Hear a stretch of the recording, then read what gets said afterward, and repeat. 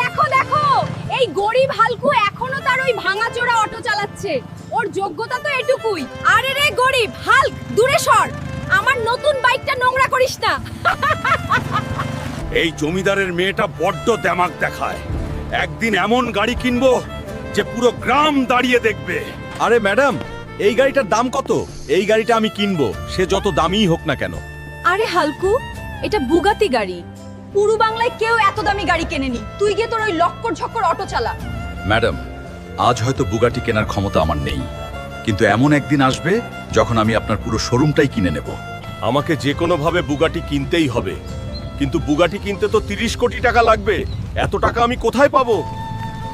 সবাই শুনুন, যে এই এক চোখা কোবরা পাহালওয়ানকে হারাবে সে পাবে পুরো 100 কোটি টাকা। ওকে তো আমি ধুলো চাটাবই।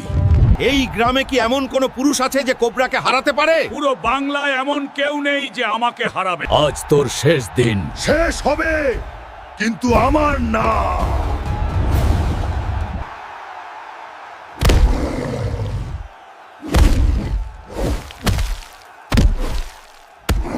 বন্ধুরা, আমাকে এই কোবরা পাহালওয়ানকে হারাতে সাহায্য করুন। আপনারা এই ভিডিওটি লাইক আর সাবস্ক্রাইব করুন, এতে আমি পাহালওয়ানকে হারানোর শক্তি পাই।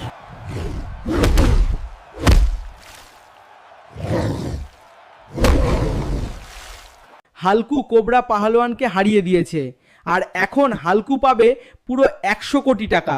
আমার যোগ্যতার কথা বলেছিলেন না? এই নিন 100 কোটি টাকা। প্লিজ আমাকে তোর গার্লফ্রেন্ড বানিয়ে নে না। আবে জমিদারের মেয়ে, এই দেখ 30 কোটির বুগাটি। এটা স্বপ্নে দেখারও যোগ্যতা তোর নেই।